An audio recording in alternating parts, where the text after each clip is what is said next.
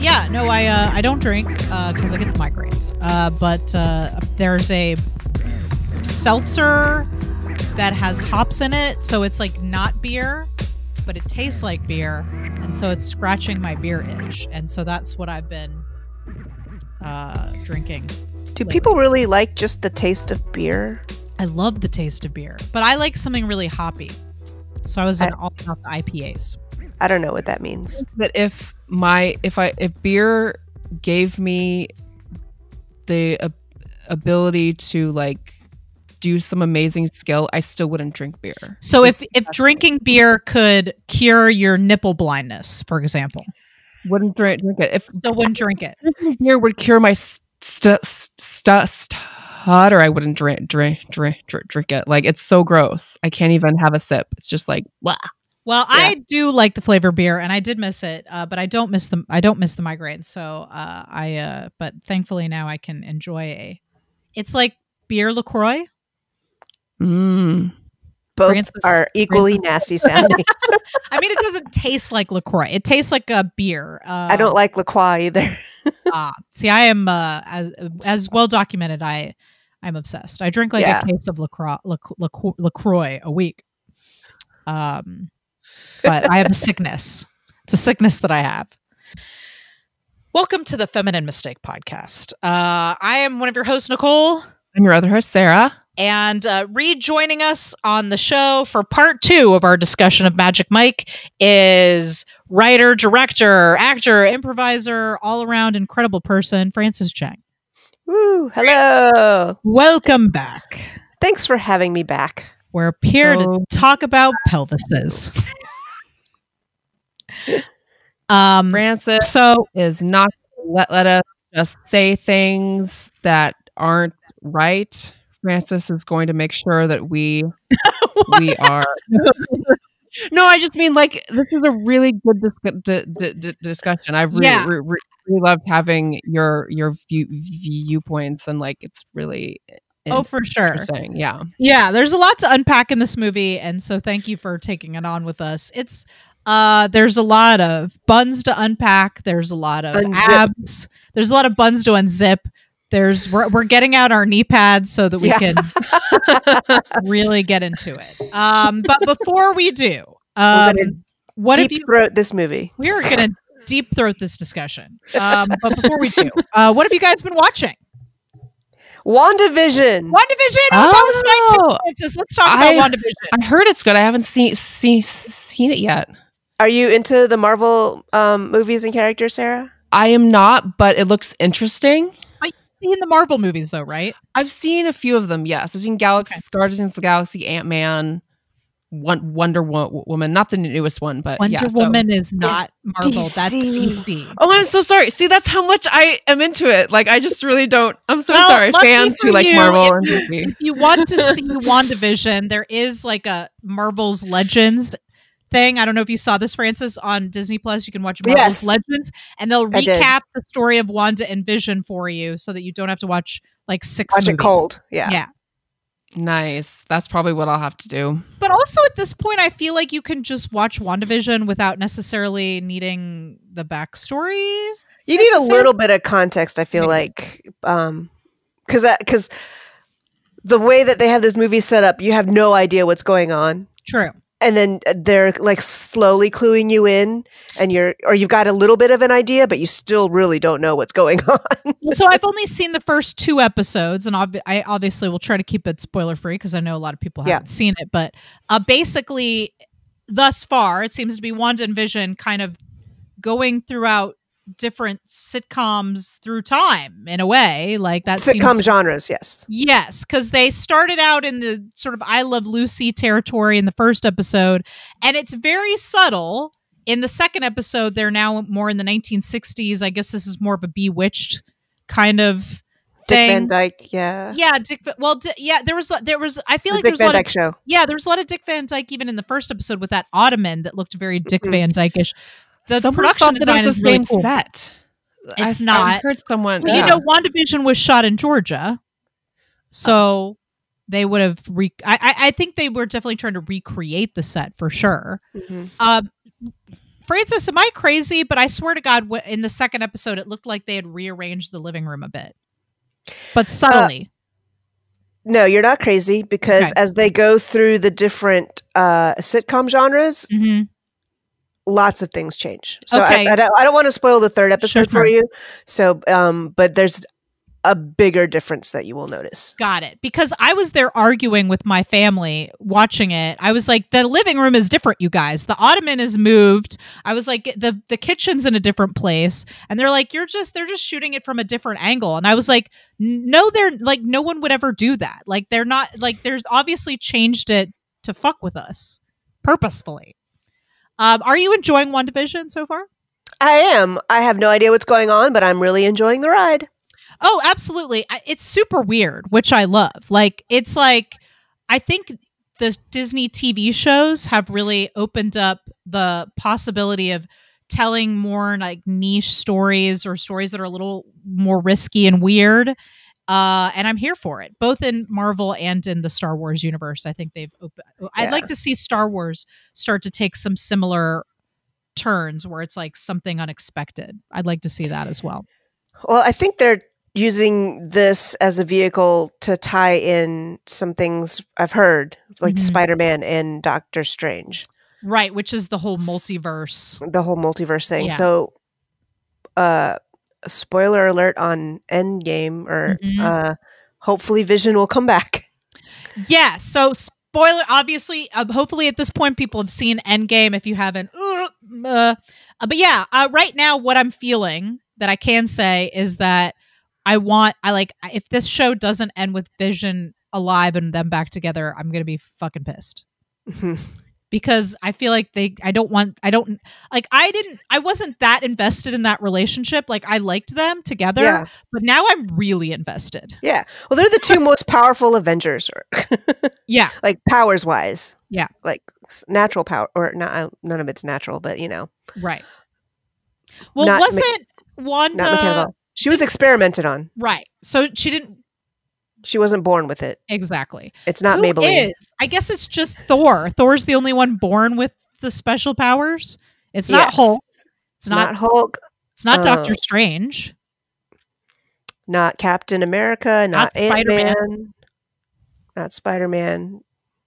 So yeah, and Thor is an alien. So I'm excited about the Loki show too. I'm looking forward to that. And Hawkeye. I love me some Jeremy Renner. But yeah, like shout out to all those Atlanta crews working on these Marvel shows. Winter Soldier. Yeah, I have some friends who worked on WandaVision. So that's pretty exciting. Hopefully they'll keep bringing them into town. Sarah, what have you been watching? Night Stalker. I watched it in one afternoon. The movie with Jake Gyllenhaal. That's Nightcrawler. That's Nightcrawler, which is also great. Night Stalker is a docuseries about the Night Stalker, Richard Ramirez. Ooh, he's so icky. He's so... Have you seen this, Nicole? Do you want to see it? I haven't seen it, but please tell me more. I'm a fan of true crime. I think that's no secret. I haven't been spending as much time in the true crime area just because life has been a little depressing, so it's like been hard for me to get into that true crime. Yeah, I was afraid of falling back into the true crime hole that I spent a few months in this last year. But I was like, you know what? I've heard good things. I'm just gonna watch it, and it's made as if it's a horror film. Really, like, it's not made like a docuseries. It's like yes, it is a docuseries, but they add little scenes that are like reenactment horror type things. Is it exploitive to the victims though? Like, do you feel like it's exploitive to the victims' real life horror? So they don't actually show any person attacking any other person. It's more like a knife being dropped or the sound of a gunshot, or it's stuff like that. That's like, that adds like an element of drama, but it's just like, I feel like that they didn't need that. I feel like that's a little like, okay, like. So you were like, this is hokey. Like, just give me the made. Like, it's very well made. It doesn't seem hokey, but it just seems like, because I kept looking like, who directed this? Like, this is a little bit melodramatic. Like, I'm not. Yeah, a little extra. Like, I'm not saying that it's melodramatic in terms of what the action is, but I'm just saying it feels a little bit like trying to milk the drama. So I think it's well made. It mostly focuses on the detectives and only has a little brief blurb about who the guy is. Oh, like so it's about them solving. It's about the detectives. It's about the So it's about the case. Okay. And not about the guy. Okay. All right. Well, we don't really need to give him any more airtime. No. Okay. But yeah, I thought it was good. It was a little bit intense and scary. Mm-hmm. So don't watch it before bed. No. Watch it in broad daylight. Yes. With company. In the park. Bring your laptop to the park and just with the sun shining, have a picnic. Okay. A picnic with a serial killer. So would you recommend then? Yes. If you are into true crime, yes. If you are not into true crime, no. Then maybe watch a movie with some man meat instead. A little bit of Magic Mike rather than Murder Mike. Murder Mike. All right. So Night Stalker, that docuseries is where can people watch that? Netflix. Damn, Netflix. They should give us a sponsorship for all the fucking times we've told people to go watch stuff on Netflix. Of course, WandaVision is on Disney Plus. So yeah. Okay. Well, that's exciting. So let's seems like a good time to transition into today's main topic, which is, of course, Magic Mike. So you guys ready to dive back into the thong of this discussion? Ready to just let's take a bite out of some meat. It has no back. It has no backside. Remember that? The thong? Yes. It's the thong. I know, it's like you're a stripper, right? So you understand that it's backless on purpose, right? Like you saw the show, right? Yeah, with the people and the we were all there stripping. Yeah. So now you're going to question what these look like. All right. So let's get right back in to this discussion on Magic Mike. The house is a mess, Jack. The kids are a mess, Jack. You're a mess, Jack. You have been a total bitch ever since you came to New York. You seem sort of distant. Let's just do it, huh? You look stupid and rich. Stupid and rich. Fascist. All right, let's get into it. Who is this movie for? Like, who's the audience for this movie? I feel like I didn't write that down, but now I want to know. Is this a movie for women or straight men? Or gay men? Like, who is this movie for? I think the part of the movie that is for me, a straight woman, is a straight woman who is crotch blind and I'm so sorry about your crotch blindness. Nipple blind. So you just saw shapeless blurs this whole time.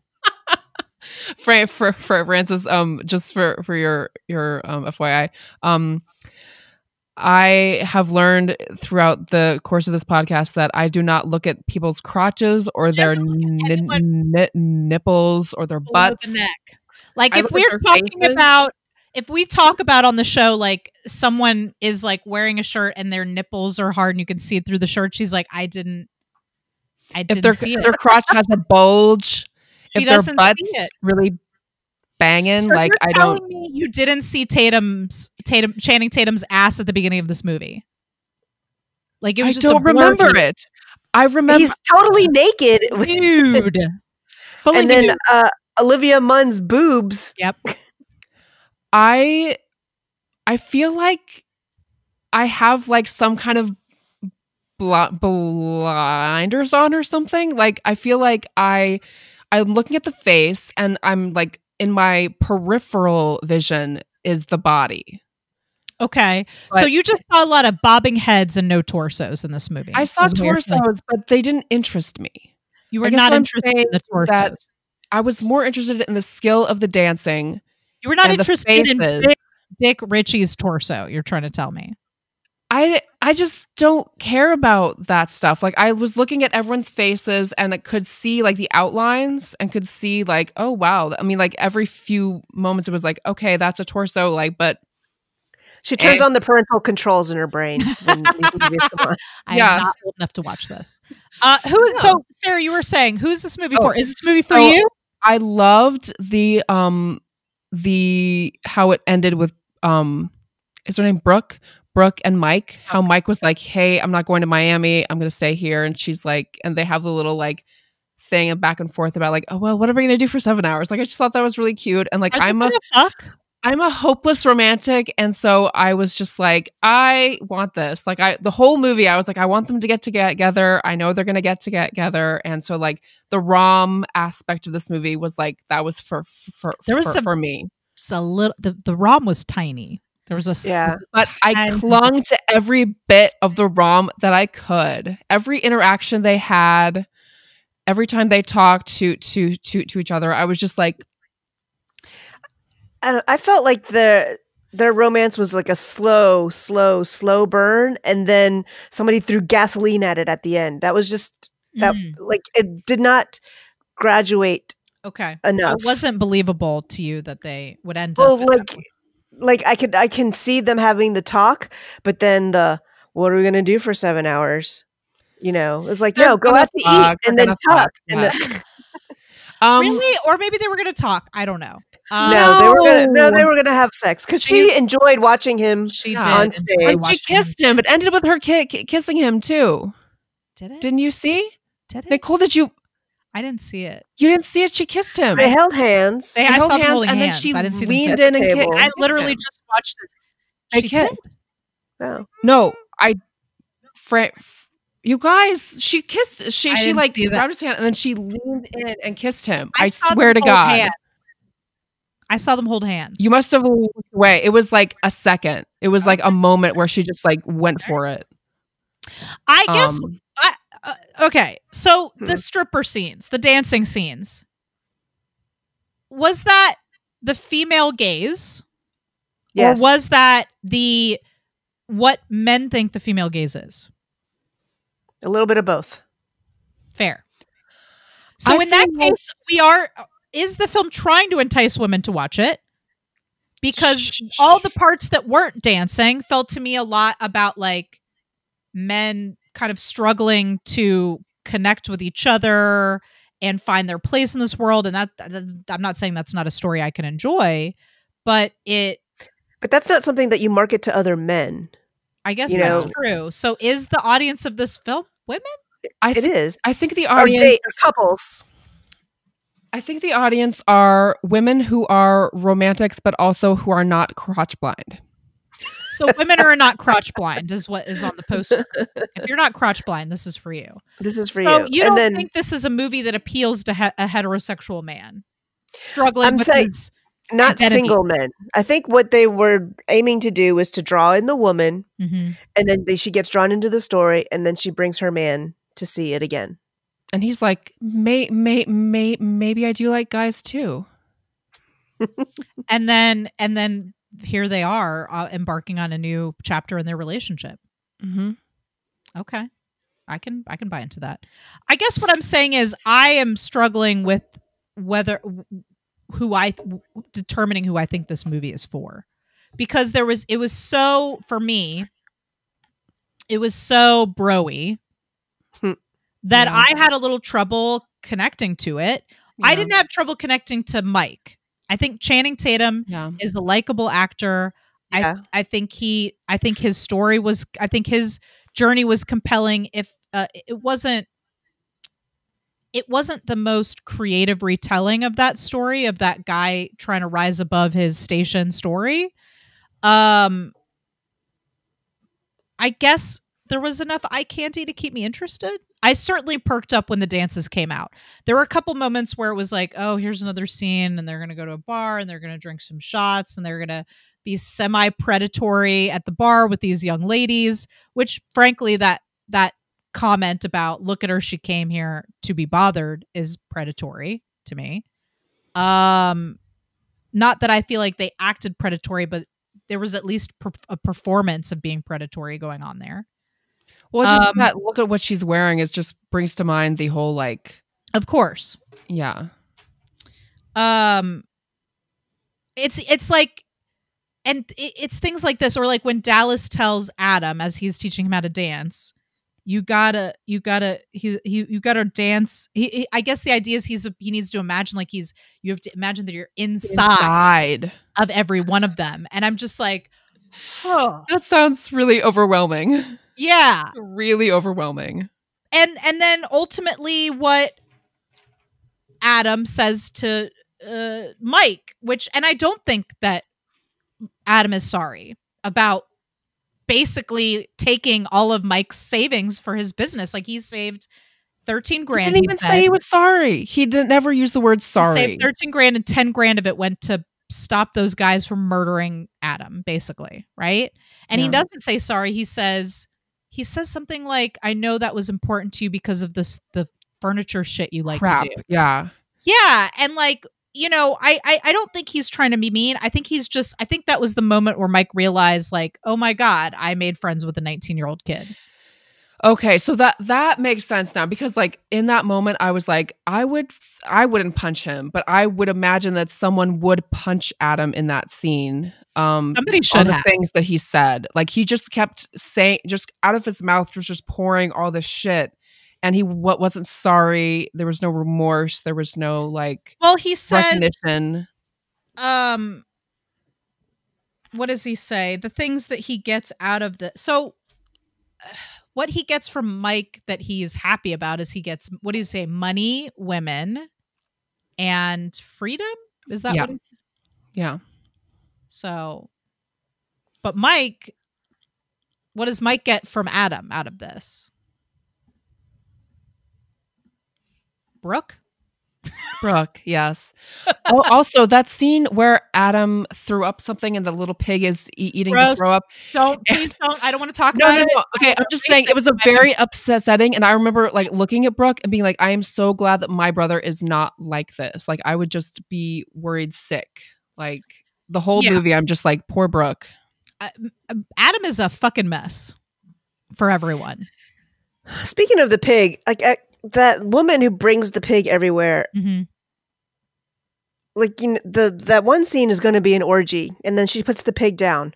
Like, what is the pig going to do? Like, it's going to get in the way. It's going to get smushed. I was just more concerned about what was happening with the pig. Shot of the pig during the orgy and the flashing lights. I was like, what is the pig? Very concerned about the pig. I was worried he was going to eat a whole bunch of ecstasy. I was very worried. No. Yeah. Super worried about that pig. I think it was just meant, I think it was maybe it's just another symbol of how none of these people have any accountability or responsibility for the relationships in their lives. Like, she probably got this pig because she thought it was cute and it makes her look cute, and but she's not actually taking care of it because, you know, during the orgy, where's the pig? Are you paying attention to where your pig is during the orgy? No, you're not, ma'am. Also, that pig's not going to stay that size. There's no such thing as miniature pigs. No. And did you consider maybe that the pig would like a pig so that maybe the pig can have his own orgy? Like, have you thought about the pig's sexual needs? Oh my God. He's a baby, Nicole. Okay, you're right. I mean, maybe, I don't know. I don't know what size grown pigs look like. It's an orgy porgy. An orgy. Oh my God. Yes. Oh my gosh. What else can we say here? Let me read. I think we're getting towards the end. Obviously things go real bad for Mike, who I honestly, if I have to give the movie a protagonist, it's Mike. Yeah. Yes. For sure. I mean, it is Magic Mike, yeah. Yeah, that's even though he does no magic in any of his acts. I know. I'm like, why didn't we get a scene where he's stripping but also pulling a rabbit out of a hat? Like, I feel like, or a rabbit out of his G-string. Pulling his dick out of his G-string. A bunny out of his buns. Yeah, I mean, I feel like we were really robbed of that. Oh my God. So clearly he's at a crossroads in his life when he's trying to grow up, and the people around him aren't ready to do that. And what I think happens at the end between Dallas and Adam is that Adam becomes the new Mike. Yeah. But he's not as talented. He's not now. He's 19. Mike's almost 30. He's 10 years older. He is 30, and Channing Tatum was 32 during this film. So he's at least 10 years older. And I think we can assume that maybe, like, after Adam is gone, there'll be another Adam. You know, I think this is just how Dallas is going to find his golden boy, and he's just going to keep, So I think what Mike gets at the end is a new start, maybe. Like, he's going to decide to break off on his own. I think. Which is what he does in the second movie, and then he comes back. Wait, so Channing Tatum's in the second movie? Yeah, it's Magic Mike too. He can't not be in the second movie. I don't know anything about the second movie. I guess I just assumed that Channing Tatum wasn't in Magic Mike 2. I don't know why I thought that. So he's in it. Is Adam in it? Are all the characters back? I don't recall if Adam is in it, and I want to say I don't think so, but I can't remember. But like the premise is that Mike is out, he's doing his own thing, he's got his business going, and then he gets drawn back in. So it's like The Godfather 2. So this is The Godfather 2 of stripper movies, is what you're saying? Because I think they're doing another, like they've got another location, or they're doing a traveling show or something, and yeah, because it's a very road trippy type movie. As long as long as Big Dick Richie is in it, that's all I care about. Is Matt Bomer back? Matt Bomer's back. Yep. Okay. This is completely unrelated to what we were just talking about, but about Brooke. Like, I do love that she stands up for herself and she doesn't like back off of what she believes. Like, when she forgives him, it's a genuine, like, I believe I would forgive him too. Like, I believe that completely. It's not just like, oh, you're so cute, I forgive you. It's like, you know, he earned that. And I like that she was strong and didn't, you know, But I don't like that she caved and goes after him. After Mike or after Adam? After Mike. Oh, I mean, because of the way that the way the relationship built. I don't, and then she's the one that chases him, and I'm like, no, don't do that. Well, doesn't he end up at her house at the end? Yeah, I mean, so Frances, Frances, you're saying she comes to him to apologize, right? Is that what you mean? Well, no, like he comes to her house to explain, you know, that he's out, right? And then all of a sudden, the script is flipped, and then she's going to be all over him. Like, you know, now we can go have breakfast and have 7-hour sex because I broke up with boring vanilla guy. Yeah.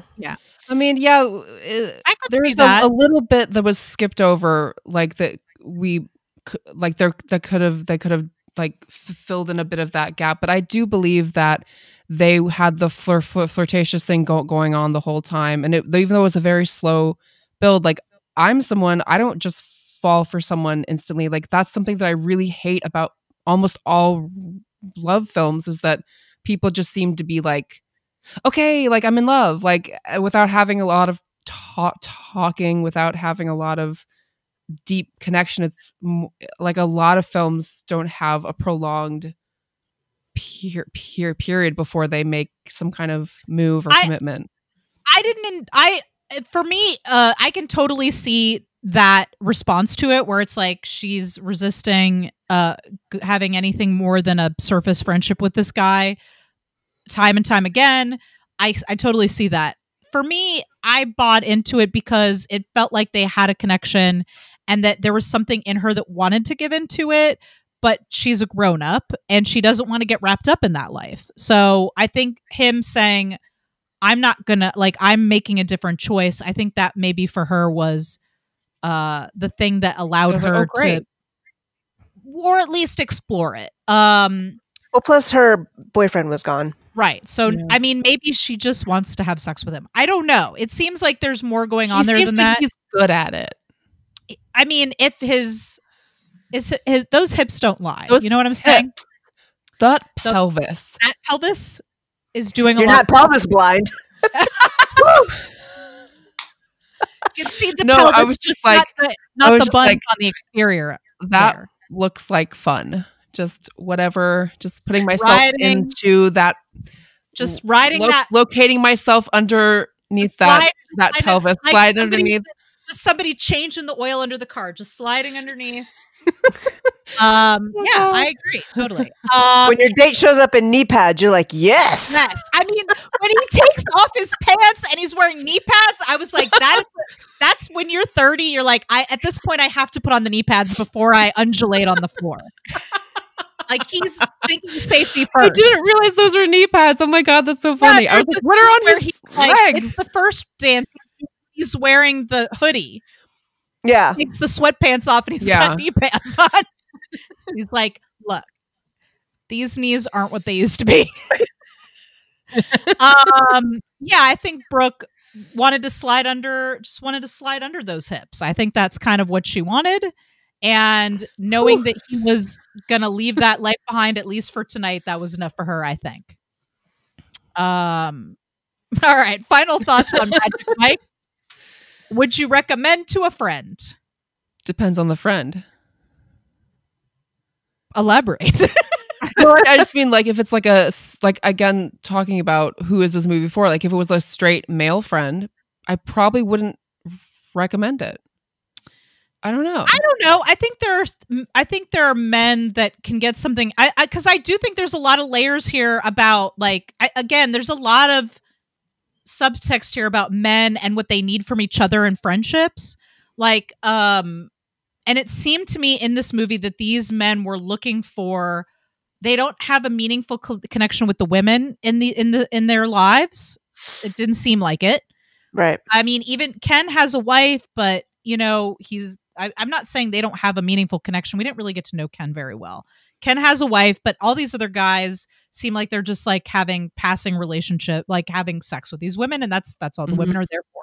But that was the very Boogie Nights part of the movie that I felt like, because with this is my wife and she's fucking other dudes. And it's fine. Touch her breast. She likes it. Also, they were super high. So, yeah.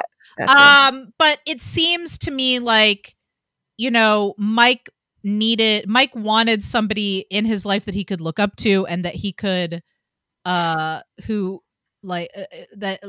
Dallas was that person for him at one point, and he had outgrown Dallas. Right. And so he was ready to take on his own little bird in the form of Adam, who then he realized they didn't want the same things. And so Dallas then becomes, Adam becomes Dallas's little bird in place of Mike. And so I think Mike understood that, I think, a little bit, because he was explaining to Brooke when she was talking about how, he had a college scholarship, punched the coach. He's like, he's 19. He doesn't know what he wants. Yeah. True. So he got it a little bit. I think that he thought his relationship with Dallas was something more than it was. Yeah, well, for sure. Yeah. I think, as you were saying, Dallas just thought of everybody as a commodity, what they could bring for him, and not really about the relationships that he had already formed. And I don't think that I think that a man could watch this movie and get something out of that. A straight man, I would say. I'm sorry, I gotta specify. And I think there are lots of men out there that can watch this movie and not be like, oh, I can't watch it because there's too many pelvises. Like, I think they can definitely, watch the movie and be fine with that. I do think this movie can't be fine with it. The relationships in this movie are written for them. The dancing in this movie is meant to draw in the women, just like Frances said, I think. Personally. I think it's a movie that you could recommend, but with, like, the understanding, like, this is not an award-winning film. It's just for fun. It's a superficial, frivolous type of film with just a little bit of depth and, in relationships. No, please. Sorry. I didn't mean to interrupt you. Please continue. Well, because, like, the whole, the drug angle, was touched upon, but not really explored or concluded or anything like that. So it was just kind of like a device of, like, okay, this is going to be the conflict that divides them and then creates this chaos, which makes Mike decide whether he wants to continue. So there's not a whole lot of depth, but there's a little bit of depth too with Joanna and Mike, and how Mike wants more depth from her, and she's just like, well, I think what he really wants is I think he wants to have dinner with Brooke, and she doesn't want to. And so he's going to try to see. Well, Brooke wasn't available. Yeah, so I think he was respecting that, you know. He was flirting, but still respecting that she had somebody. And right. But he still had the desire for that. I think he wanted that. And Joanna he was trying to make that work because it was he was genuinely hurt when he found out that Joanna had a fiance. You could see on his face. He was like, that was fucking crazy. I feel like, does the fiance know what's going on? Because he seemed like, let me let you guys work this out. I'm just going to go to the bathroom. Yeah, I think it was one of those things where they had an understanding, like where like when we're apart, we don't talk about it. So then he's just like, you figure out your mess. Yeah. I'll be over here. Yeah, it seemed like he was on board. I will say I'm going to give the movie a little bit more credit. To me, I think there's a little bit more going on than just.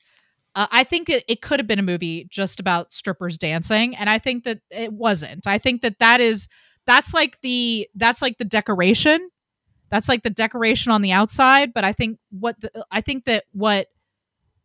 because of the way that it's shot in this very like intimate way, it feels to me like the movie is more about the relationships than I feel like a movie like Striptease is meant to be a frivolous kind of entertaining film that has like a little murder mystery going on. This felt to me like a movie that was trying to show, here's what it's like to be in this life.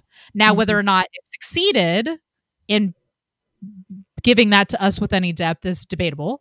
But I do think that that's what the movie was. I think that that's what they were trying to do. Yeah, it was definitely about the relationships. And that's why I guess I'm not that men don't like relationships, but I feel like it almost felt like a chick flick in terms of the relationships, like in terms of like the subject matter of the relationships. Like, you know, I don't think I'm gonna watch this movie again. I might on a lonely night watch Channing Tatum's Just the Dances, because I'm not gonna say that I didn't enjoy that. I felt like I struggled to connect emotionally with the movie, and I felt a little put off by some of the performative, like things like that line, you know, look at her, she's dressed like she wants to be bothered. Things like that are off-putting to me. So there were elements of that, and just like Adam was just like, ugh, I was like, oh God, this kid and his fucking, you know, icky, gross lifestyle. Like, I just like, I'm too old for this shit. I'm like Mike, I'm too old for this shit, you know? So I enjoyed Channing Tatum. I would say, would I recommend this movie? I think I would, but I would probably give a disclaimer and say, hey, there's a lot of fun dancing, but there's also some I guess some attempt at depth that I don't know if I fully connect to emotionally. But you should try it. Yeah, I mean, I think that the movie is surprisingly better. Again, I'm going to give it the same review I did when I saw it like 5 years ago or whatever. Surprisingly better than I expected. Yes, I would agree with that. Yeah, because the way they marketed it, it was just all man meat dancing or whatever. And then you go in and like, oh, there's a story. Yeah.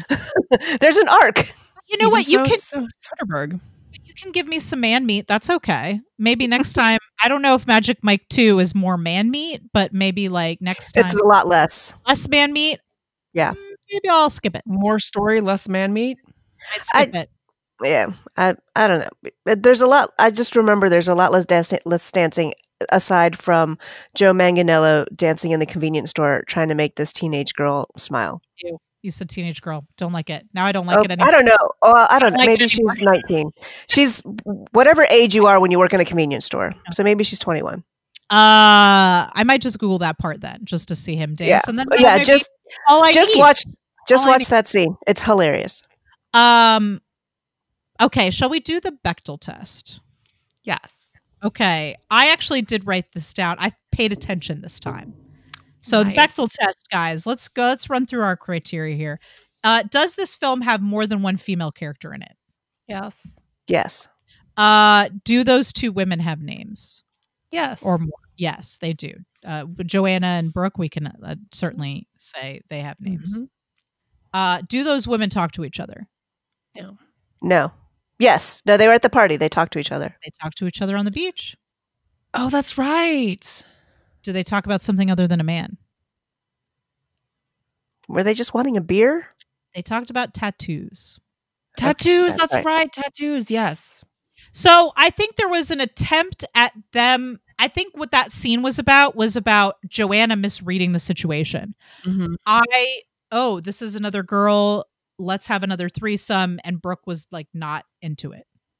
Well, it's not Brooke wasn't into it. Brooke didn't know. And Mike was the one who was not.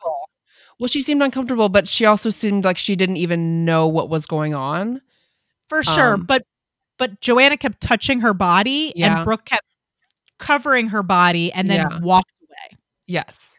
So I don't know that she knew fully what was going on, but I think she read that there was something going on and that she didn't want to be a part of it. That's how I interpreted that.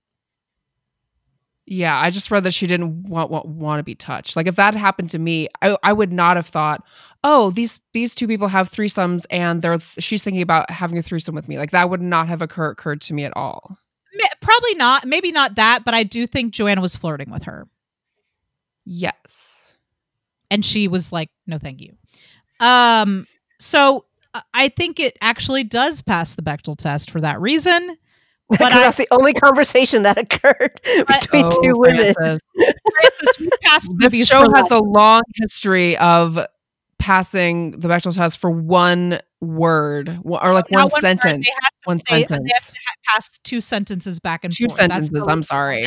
2 sentences. But I will say I'll give it a conditional pass, as we have on many movies in the past. Yes, technically there were 2 women and they had a conversation, but this movie does not have any significant female relationships in it to speak of. Yeah, no. True. Waffle House pussy. I can't believe we didn't talk about that. I can't. I almost said it, but I thought it was too lowbrow for our discussion. Well, you know what? It's brow. It's the right brow. It's the exact brow. I think you should just like insert Sarah saying that at random points into the podcast. I'll just drop it in like a sound. The next segment, Waffle House. Is it weird that made me hungry for Waffle House? Is that weird? Like as soon as I heard it, I was like, I want some hash browns now. Is that strange? Hash browns. No, I do want hash browns. That sounds good. Let's get into some plugs, guys. Welcome to Plug It Up. This is the part of the show where we talk about all the fun things that we're working on and that our guests are working on, so you can check out some of the cool work that they've done. Let's start with our special guest, Frances. Frances, what would you like to plug? What have you been working on? What would you like to tell us about? So one of my shorts, Baggage Check, recently won the Best Film Award in 2020. As it should. At the Cobb International Film Festival. So that was super exciting. I've had, I don't know, 4 or 5 shorts in about 7 or 8 film festivals, and this is the first time I've won an award. So that was exciting. Super exciting. Yeah. And deserved. Congratulations. Thank you. A great film. I appreciate you, Nicole, helping me work on that. I had a great time. Originally written for the 1 Minute Play Festival and performed on stage, and then I felt like it just needed a little bit more, so decided to film it, expand it past 1 minute, so it's just under 2 minutes. And it's a great short. I love it. Thank you. It's something everybody can relate to. I feel like for sure. Everybody needs to take a little vacation, get their mind off of things, especially now. Oh yeah. So yeah, sure, so I think a lot of people related to it. So that was pretty cool. I would like to check some of my baggage right now. Absolutely. Yes. Let's do it. Baggage Check. So that's not available for online to view yet, or is it on your? So it's on your YouTube channel. It's on my YouTube channel, Media Tiger, TIGRE, the fancy way of spelling things because you know I'm a brand. Brand yourself. If there's anything that Dallas from Magic Mike told us, it's to know your brand. Yes. So all of my shorts are up there. I even had a puppet show about a trans teen and his relationship with the grandma. Nice. Nice. That's up there, and then some other random sketches too. So yeah, it's a good channel. Yeah, everybody go and check out that YouTube channel. That's Media Tiger with an RE. So go check that out. I would like to plug, speaking of YouTube channels, we also have a YouTube channel, Critical Crop Top, which produces this podcast, also produces sketches, web series, films, and etc. And we've got some brand new sketches that are coming out twice a month on our YouTube channel. Frances was involved with those as an actor, and Sarah and I both wrote and directed and also acted in some of these sketches, which were all shot virtually during 2020. So check those out. There'll be a new sketch every other week on our YouTube channel. So that's Critical Crop Top on YouTube, which also is where you can watch the vidcast of this podcast. So if you're listening to us right now and you're like, this is great, but what if I could see you? Well, guess what? You can. So just go to YouTube and check out the vidcast of this podcast on Critical Crop Top's YouTube channel. Would you consider your shirt a crop top? I actually would. It is a crop top. It's definitely a crop top. And mine's a little... Oh, let's all show them off. Oh, it's adorable. I love it. Nice. We're all wearing crop tops. Yes. Crop top it up. It's a crop top winter. I'm wearing these crop tops all year round. You can also find Critical Crop Top on Facebook, Twitter, and Instagram at Critical Crop Top. And of course, we'd love to hear from you. What did you think of Magic Mike? Who's this movie for? Do you want to slide under Channing Tatum's pelvis? Should we have passed? Should we give this a pass on the Bechdel test? Was that a foul? I don't know. You tell us. You can find us, the Feminine Mistake Podcast, on Facebook and Instagram at Feminine Mistake Pod, and you can find us on Twitter at Femmistake Pod. Ladies, I've had a great time talking about all this man meat with you. I'm a vegetarian, but I'm not going to turn down some man meat, if you know what I'm saying. Sometimes you just gotta throw a girl a bone or a boner. All right. Well, actually, before I go, there was one more thing I said, which is thank you, Frances, for being on the show. Thanks for having me. It's been super fun having you on here to talk about this crazy movie. Thank you for bringing so much legitimacy to what would otherwise just be us telling a bunch of boner jokes. So thank you. There were no boners in this movie. I'm sorry. I just want to say that. Oh, you're none. Upset. There was one being inflated. That's true. There was the penis pump. Can we call that a boner? That's more of like an inflation. I guess it was erectile. But you have to have a boner. Like it creates the suction to create the boner. So you got to have one to get it in there. I didn't think about the physics of that, but yeah, you are right about that. Sarah's face. Sarah like, I don't know how it works. Well, I mean, it just increases the blood flow, which it's like if it does enlarge, it's like not by a lot. It's just increasing the blood flow to make it bigger. It seems like it would be a bad, like, long term. Like maybe you don't want to do that every night. It seems like a bee sting on your lips, like putting that like bee sting juice. I don't have a penis, and this is making me feel very like sympathetic. I'm having empathetic penis pain right now.